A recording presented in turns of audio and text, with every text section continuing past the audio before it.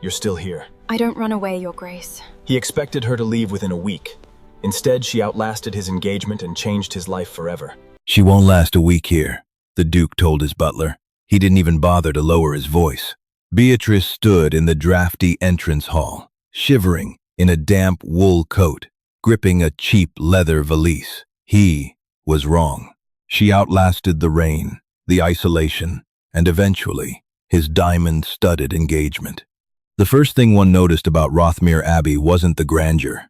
It was the smell, a heavy, suffocating mixture of wet dog, beeswax, and centuries of slow decay. Beatrice stood in the foyer, her boots leaving a pathetic little puddle of rainwater on the black and white marble tiles. Her stockings were soaked through. Her toes had gone numb 2 miles back when the hired carriage hit a rut, and the driver made her walk the rest of the way up the drive. Leopold Pendleton, the Duke of Rothmere, stood at the top of the sweeping staircase. He didn't look like a hero from a penny dreadful. He looked tired. The skin around his eyes was bruised with exhaustion, and his black morning coat hung a fraction too loosely on his broad shoulders. He looked down at her with the detached annoyance of a man discovering a dead rodent on his Aubusson rug. "She won't last a week here," he said. He spoke to the man beside him, Mr. Gable, a butler whose spine appeared to be constructed of solid iron, but his eyes never left hers. "She comes highly recommended by the Historical Society, Your Grace," Gable replied. His voice was a dry rustle of dead leaves. "Miss Beatrice Hall, an archivist of some repute. She looks like she might blow away if someone sneezes." Leopold turned on his heel. "Put her in the East Wing. Let her catalog my father's mess. When she quits on Friday, pay her for the month." "I don't want the society complaining." He didn't wait for her response. The heavy oak door of his study clicked shut with a brutal finality. Beatrice didn't storm off. She didn't yell a spirited retort. She was too hungry, and her rent in London was 3 months in arrears. If she didn't secure this commission, she would be sleeping on the cobblestones of Cheapside by Tuesday. She tightened her grip on her valise. "If you'll follow me, Miss Hall," Gable said. The East Wing was worse than the foyer. The air here was 10 degrees colder. They walked through long, dimly lit corridors, where the wallpaper was peeling in long, jaundiced strips. The silence was absolute, save for the rhythmic clicking of her damp boots. Gable pushed open a set of double doors. The hinges screamed. "The late Duke's library," Gable announced. Beatrice stepped inside and coughed. The air was thick with the dust of rotting paper and disintegrating leather. The room was massive, 2 stories high, lined with shelving that groaned under the weight of thousands of haphazardly stacked volumes. Books were piled on the floor, on the tables, on the faded velvet armchairs. Pigeons had evidently found a way in through a cracked upper pane. The floorboards were speckled with dried guano. It was a graveyard of literature. "Your task is to catalog every volume, assess its condition, and determine what can be sold to settle certain estate debts," Gable said, his tone carefully neutral. "Breakfast is at 7. Dinner is at 8. The Duke is not to be disturbed under any circumstances. Are we clear?" "Perfectly." Beatrice set her bag down on a small clearing upon a mahogany desk. Dust plumed upward, coating the back of her throat. That night, her assigned bedroom proved to be just as inhospitable. The mattress was stuffed with horsehair that poked through the ticking like tiny needles. She lay awake, listening to the wind howl against the rattling window panes. Her hands throbbed from the cold. She thought about the Duke's dismissive sneer. "She won't last a week." She pulled the thin, moth-eaten quilt up to her chin. She had survived London slums, a bout of typhus, and a father who drank his meager wages before they ever reached the kitchen table. A drafty house and a rude aristocrat weren't going to break her. "The next morning," she began. She tied a handkerchief over her nose and mouth and started sorting. The physical labor was immediate and bruising. The books were heavy, bound in thick calfskin and oak boards. Her hands, accustomed to the delicate work of repairing bindings in a heated London shop, quickly blistered. By noon, her cuticles were bleeding, and a layer of gray grime coated her forearms. She didn't see the Duke for 3 days. Her meals were brought on a tray by a terrified-looking scullery maid named Martha, who dumped the food on a side table and bolted before Beatrice could speak. The food was bland: boiled mutton, root, vegetables, cold potatoes. She ate every bite. On the 4th day, the library door swung open. She was perched on the top rung of a precarious wooden ladder, attempting to dislodge a massive, moldering atlas from the top shelf. She had soot on her nose, and her hair had escaped its pins, hanging in a tangled, dirty curtain around her face. Leopold walked in. He stopped dead.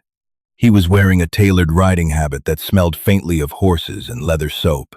He looked at the neatly arranged stacks on the tables. He looked at the cleared floor. Then, he looked up at her. "You're still here," he said. It wasn't a question. "It's Thursday, Your Grace," she said, wiping a dusty hand across her forehead, which only smeared the grime further. "I believe your wager with Mr. Gable gives me until tomorrow before I am expected to flee weeping into the night." He frowned. A tiny muscle in his jaw twitched. It was the first sign of life she'd seen in him. "You overheard that. You weren't whispering." She yanked the atlas. It didn't budge. "And for the record, I don't run away unless there's a fire or a very large spider." She gave the book another violent tug. It came loose with a sickening rip of old vellum, the sudden release throwing her weight backward. The ladder swayed violently. She dropped the atlas. It hit the floorboards with a concussive boom, kicking up a mushroom cloud of dust. She gripped the rungs, her heart slamming against her ribs, waiting for the wood to snap. The ladder wobbled, then settled. Leopold hadn't moved. He hadn't rushed forward to catch her. He just stood there, staring at the fallen atlas. "That," he said, his voice flat, "was a 16th century map of the Ottoman Empire." "Then your father shouldn't have shoved it behind a leaky pipe where the damp rotted the binding," she snapped, adrenaline making her reckless. She climbed down, her knees shaking slightly. She knelt beside the book. The cover was detached, the pages warped and stained with mildew. "It's ruined. Has been for a decade. Put it on the burn pile." Leopold walked slowly toward her. Up close, she could see the fine lines around his mouth. He looked at the book, then at her blistered, filthy hands. "My father," Leopold said quietly, "collected things just to say he owned them. He never read a single one." He didn't apologize for his earlier rudeness. He didn't offer to help her up. He simply turned and walked back to the door. "Dinner is at 8, Miss Hall," he said over his shoulder. "In the main dining room. Gable will set a place for you." The door clicked shut. Beatrice stared at the ruined atlas, the sharp smell of old mold burning her nose. The dining room was an exercise in absurd scale. A mahogany table stretched for 30 feet beneath a chandelier dripping with dusty crystal. She was seated at one end. Leopold was seated at the other. They practically needed a telegraph to communicate. The silence was dense, broken only by the scrape of silver against porcelain. She wore her only clean dress, a dark gray wool that felt hopelessly threadbare against the damask upholstery. Halfway through the soup course, the front doorbell echoed through the cavernous house. Leopold froze. His spoon halted midway to his mouth. The muscle in his jaw began to jump again. A moment later, Gable appeared in the doorway. "Lady Genevieve is here, Your Grace." Leopold set his spoon down carefully. He didn't look excited. He looked like a man being led to the gallows. "Show her to the drawing room, Gable. Bring tea." He stood, wiping his mouth with a linen napkin, and glanced down the long stretch of table at her. "Excuse me, Miss Hall. Duty calls." She didn't answer. She just watched him walk away. 10 minutes later, Beatrice made her own way back to the East Wing. To get there, she had to pass the drawing room. The heavy double doors were slightly ajar. She didn't mean to eavesdrop, but the scent caught her first, an overpowering wave of synthetic violets and heavy musk. It cut through the Abbey's mustiness like a velvet knife. "Leopold, darling, this place is entirely unbearable in the autumn." The voice was high, polished, and sharp enough to cut glass.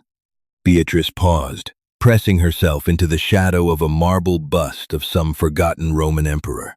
"It's my home, Genevieve," Leopold replied. His voice was drained of the abrasive edge he used with her. It was hollow. "It's a mausoleum." A pause. She heard the clink of a teacup. "My father spoke with your solicitors yesterday. The merger of the estates is proceeding, but he is concerned about the liquid assets. We cannot host a society wedding without capital. Have you secured the loan? I am selling the library. An archivist is cataloging it now." "A librarian? How terribly tedious." "Well, make sure they hurry. The season starts in 2 months, and I refuse to wear last year's silk to the opening ball." Beatrice slipped away before she could hear more. Her chest felt tight, an engagement of convenience, a transaction to keep the roof from caving in on this rotting estate. It wasn't her business, but the realization left a sour taste in her mouth. Over the next few weeks, a strange rhythm developed. She lived in dust and ink. She cataloged, sorted, and tied stacks of salvaged books with twine. Her fingernails were permanently stained with black ink, and the smell of the vinegar she used to scrub mold off leather covers seeped into her skin. Leopold started hiding in the library. It began quietly.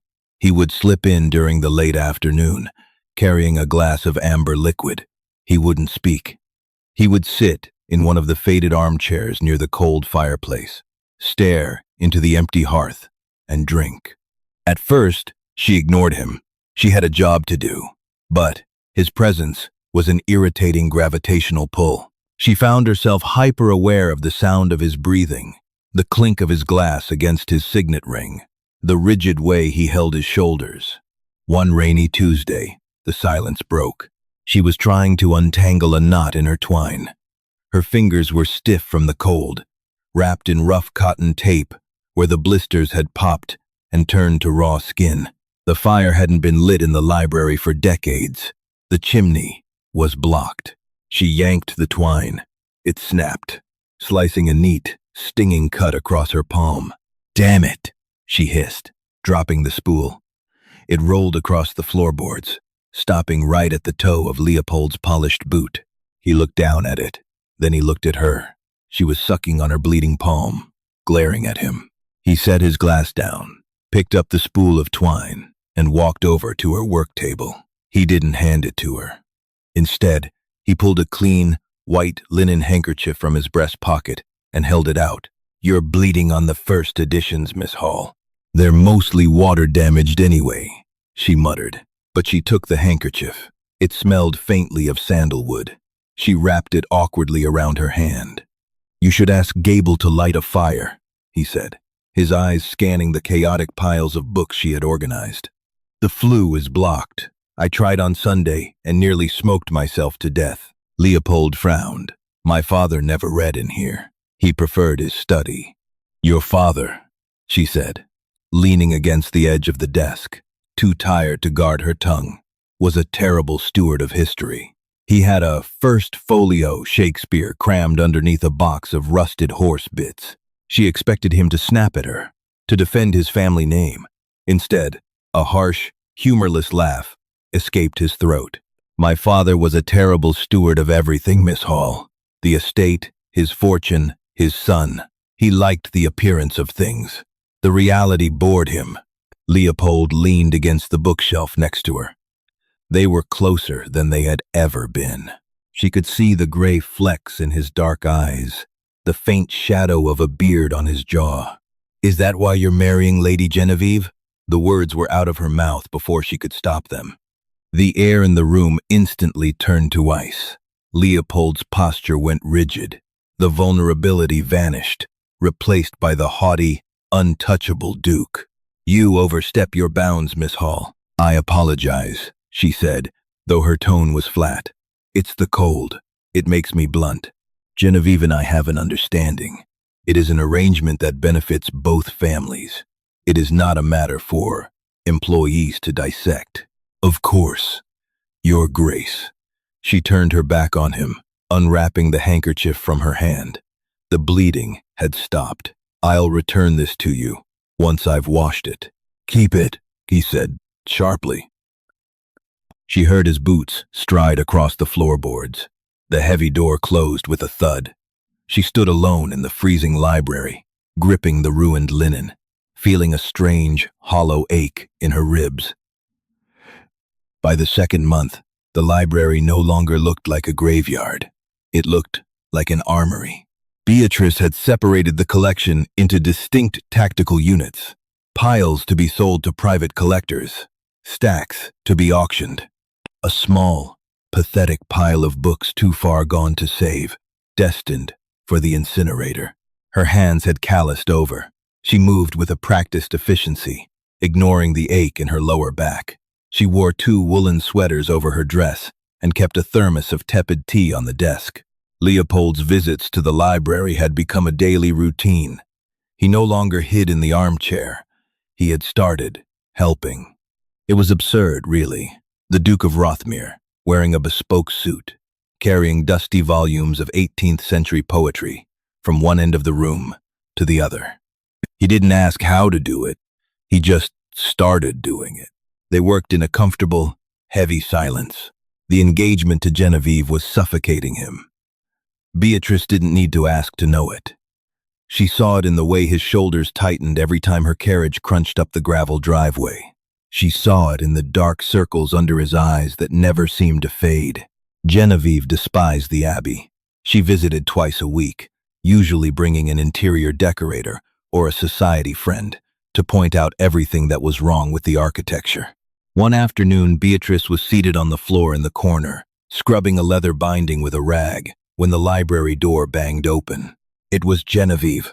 She stood in the doorway, a vision in emerald green silk, clutching a lace parasol as if to fend off the dust.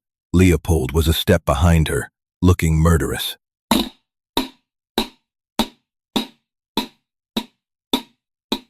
Leopold, this is simply a cavern, Genevieve declared, sweeping into the room. Her heavy violet perfume immediately went to war with the smell of Beatrice's vinegar. We must tear down these shelves. The wood is hideous. We can paint the walls white, bring in some modern French furniture, turn it into a proper ballroom. Leopold rubbed the bridge of his nose. It's a library, Genevieve. It has load-bearing walls. Details, darling. You have architects for a reason. She stepped further in, her eyes landing on Beatrice. She paused, her perfectly plucked eyebrows drawing together in a sharp V. Beatrice didn't stand up. She was sitting cross-legged on the floor, her hands black with soot, a smudge of dirt across her cheek. "And what is this?" Genevieve asked, her voice dropping an octave. "This is Miss Hall," Leopold said. His voice was tight. "The archivist." Genevieve looked at her the way one might look at a particularly ugly stray dog. "I thought you said she was a professional, Leopold. She looks like a chimney sweep. Have her clean this mess up faster. The dust is terrible for my lungs." She turned and marched out of the room, her silk skirts rustling violently. Leopold stood in the center of the room. He didn't look at the door. He looked at Beatrice. She carefully set her rag down. She didn't feel humiliated. She felt angry, a slow, hot anger that burned away the cold of the room. She looked at Leopold, at his impeccable tailoring, at the miserable resignation in his eyes. "Don't," he said quietly. "Don't what?" she asked, her voice dangerously calm. "Don't point out that she just insulted me, or don't point out that you let her." Leopold crossed the room in 3 long strides. He stopped right in front of her, looming over where she sat on the floor. "You don't understand." "I understand perfectly." She grabbed the heavy book she was cleaning and shoved it onto the nearest pile. "You're broke. She has money. You're selling your soul and your father's books to pay the plumbing bill. It's a very practical transaction. But don't expect me to curtsy when she treats me like a peasant. She tried to stand, to walk away, but her foot caught on the hem of her heavy skirt. She stumbled forward. Leopold caught her. His hands gripped her upper arms. Hard. They collided, her shoulder slamming into his chest. The smell of his cologne, sandalwood, and something distinctly sharp and metallic, like cold air, filled her senses. For a second, neither of them moved. Her hands were planted flat against his chest to steady herself. She could feel the rapid, heavy thud of his heart through the fine wool of his waistcoat. He didn't let go. His fingers were bruisingly tight on her arms. He looked down at her, and the mask was entirely gone. His eyes were wide, frantic, filled with a desperate kind of hunger that made her breath catch in her throat. "Beatrice," he breathed. It was the first time he had used her given name. She looked at his mouth. Then she looked at the dark soot her hands had just pressed into the immaculate gray wool of his waistcoat. 2 perfect, filthy handprints right over his heart. She shoved herself backward, breaking his grip. She was breathing too fast. "I ruined your waistcoat," she said, her voice trembling, though she tried desperately to keep it flat.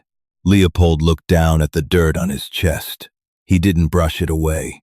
He looked back up at her, his jaw clenching so hard she thought his teeth might crack. "Yes," he said, his voice a low, ragged scrape. "You did."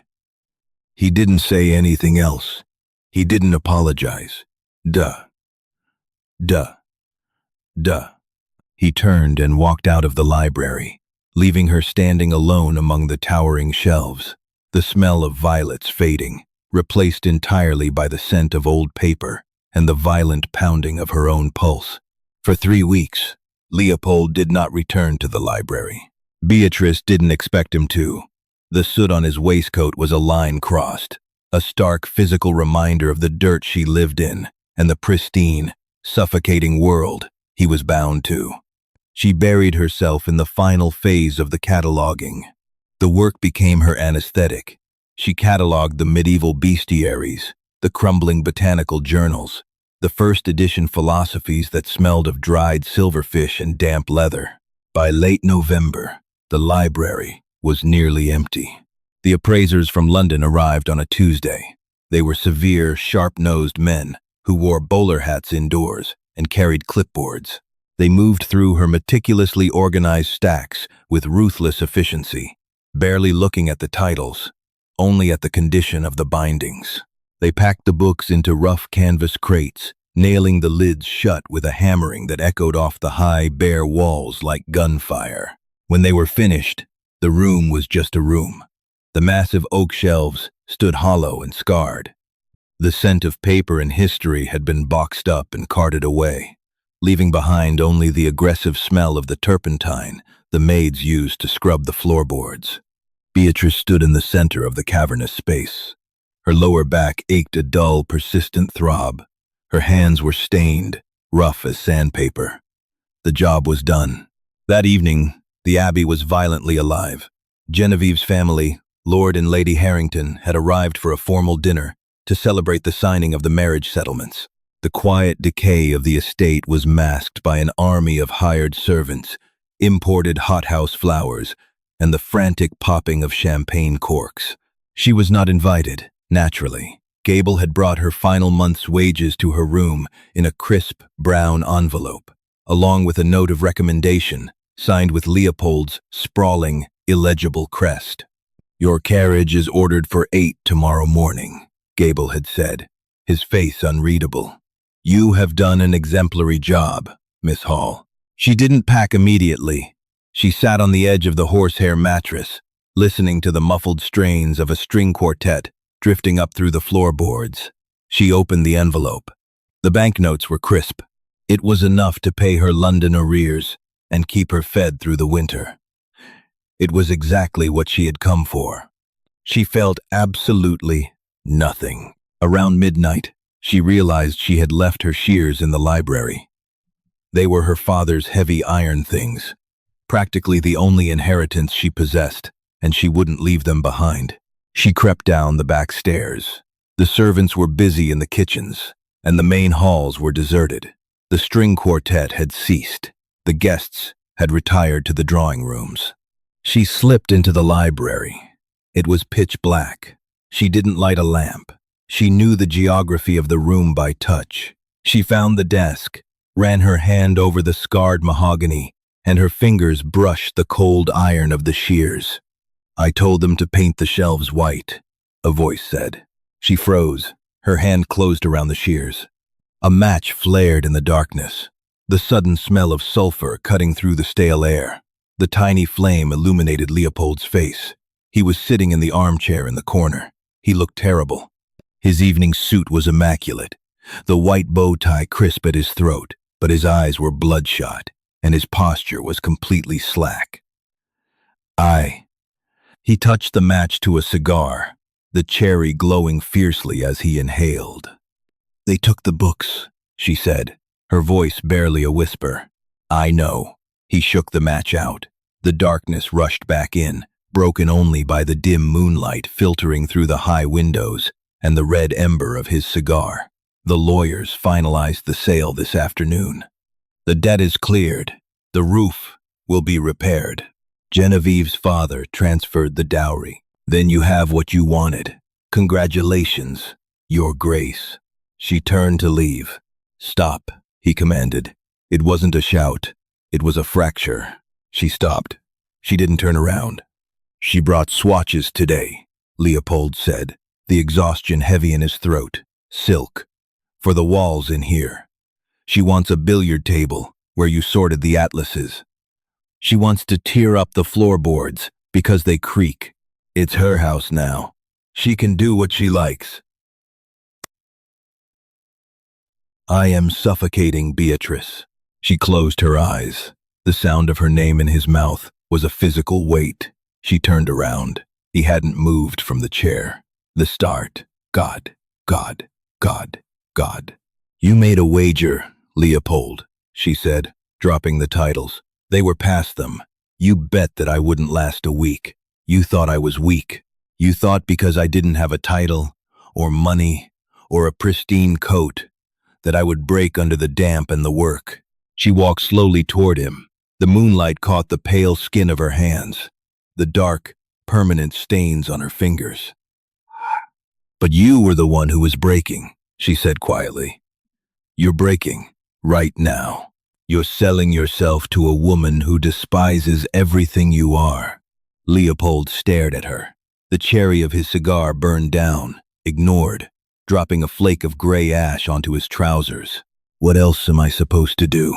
he asked, his voice raw, stripped of all its aristocratic armor. "Let it all collapse?" Yes. She stood 3 feet from him. "Let it collapse. Let the roof cave in. Sell the bricks. Move to a flat in London and work for a living. It's cleaner than this. This is just a different kind of rot." He stood up. He tossed the cigar into the empty grate. He closed the distance between them, his chest rising and falling heavily. The smell of sandalwood, tobacco, and expensive champagne washed over her. "If I let it collapse," he said, staring down at her mouth, "I have nothing." "You already have nothing." She looked up into his eyes, forcing herself not to blink, not to step back. "You just have nicer curtains to hide it behind." He reached out. His hand hovered in the air, his knuckles grazing the rough wool of her sleeve. He didn't grab her.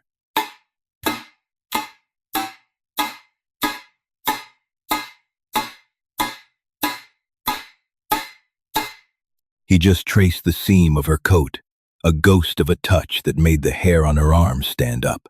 "Go to bed, Beatrice," he whispered, stepping back, the mask slamming back into place with a violent finality. "Your carriage is at 8.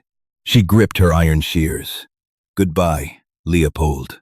The rain returned before dawn, not as a gentle autumn shower, but as an assault. It was a torrential, freezing downpour that turned the long gravel drive of Rothmere Abbey into a slick, churning river of gray clay and loose stone. Beatrice stood in her assigned room one last time, wrestling with the cheap brass clasps of her valise. Her fingers were stiff and numb. The room smelled exactly as it had on her first day: damp horsehair, stale dust, and the sharp, metallic tang of the draft leaking through the window panes. She pushed the clasps down until they snapped, the sound unnaturally loud in the dead quiet of the house. She had her shears. She had her wages in a brown envelope tucked flat against her ribs beneath her corset. She had survived the month. She hauled the valise off the bed. It was heavy, and her bruised hands throbbed in protest. The foyer was a cavern of shadows. The nobility did not rise before 10, especially not after a champagne-soaked engagement dinner that had likely stretched into the early hours. The only living soul waiting for her was Mr. Gable. He stood by the massive front door, holding a wide black umbrella, his spine as iron straight as ever.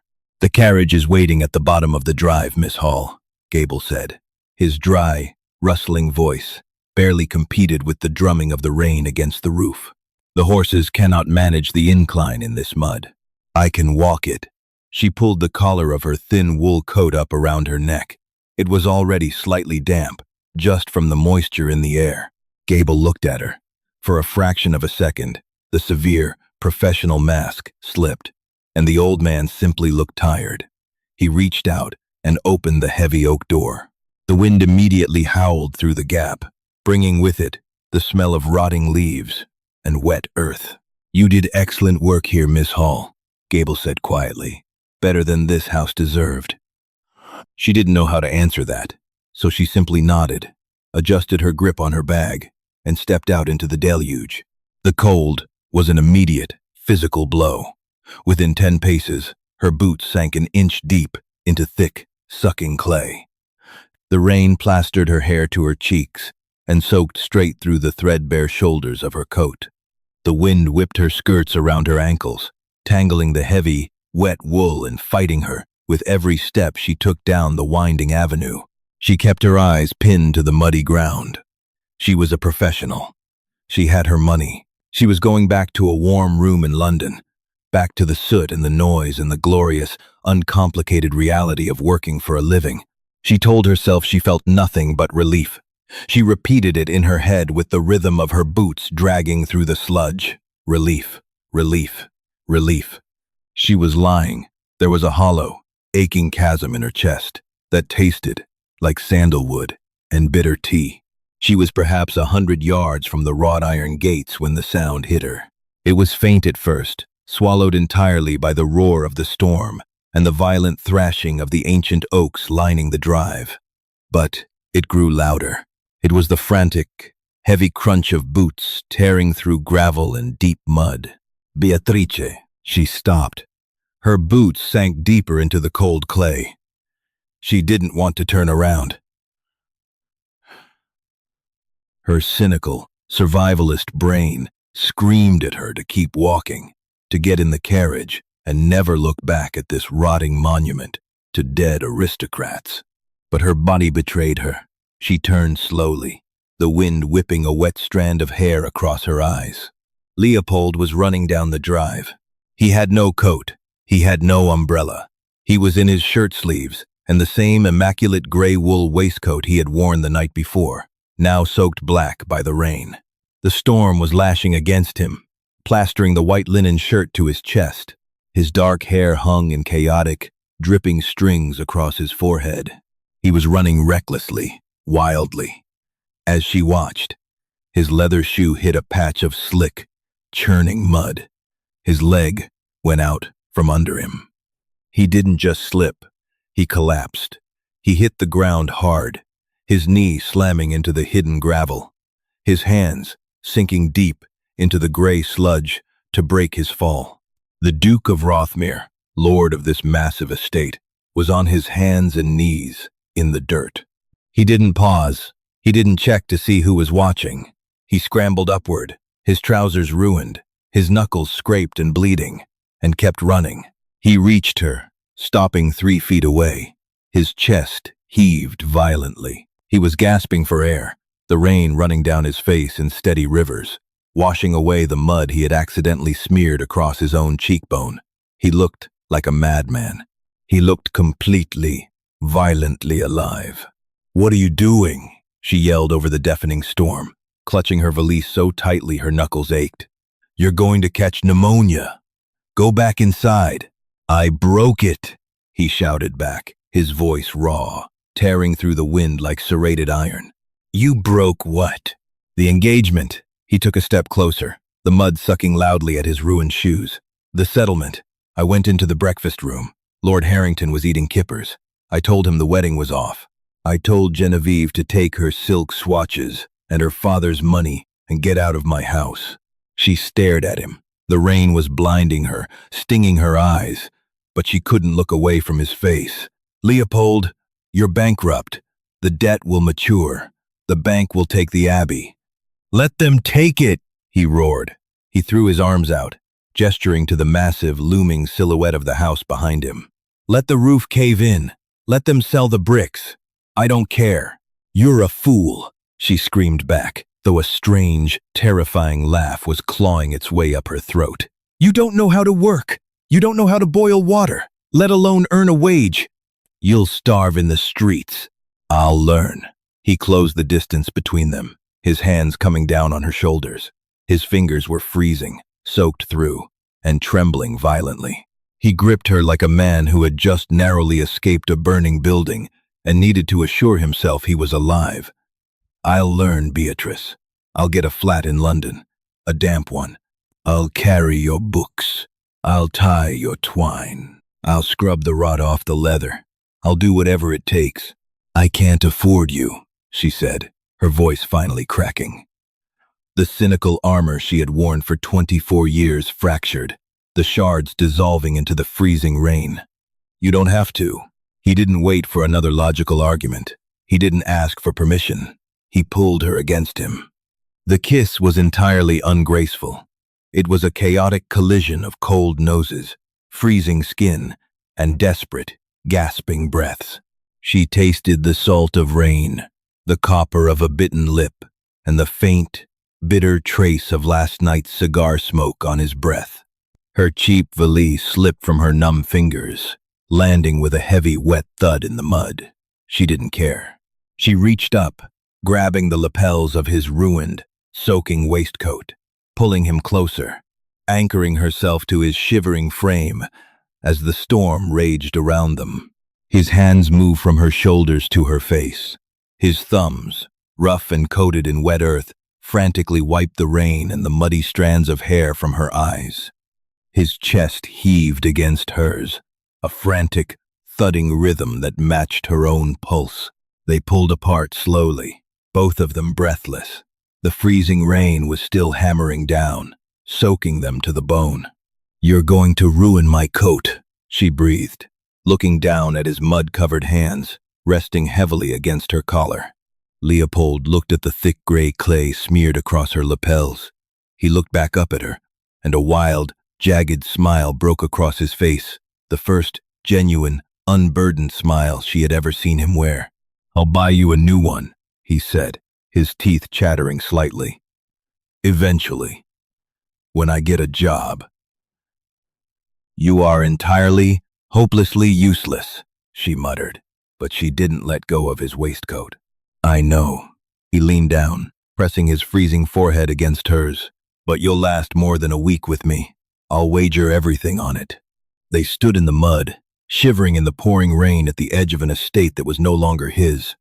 The Abbey loomed behind them, a vast, empty shell of a dead past. But as Leopold took her hand, lacing his freezing, mud-stained fingers firmly through hers, and bent to pick up her dropped valise, she didn't look back at the house once. They turned their backs on the gravel drive, walking side by side out of the cold, leaving the rot behind them and stepping forward into the chaotic, uncertain margin of whatever came next. Did Beatrice and Leopold's gritty romance leave you breathless? If you loved this raw, deeply human take on historical drama, hit that like button and share this story with your fellow romance fans. Don't forget to subscribe and ring the bell so you never miss another immersive story. Thank you for watching, and see you in the next video.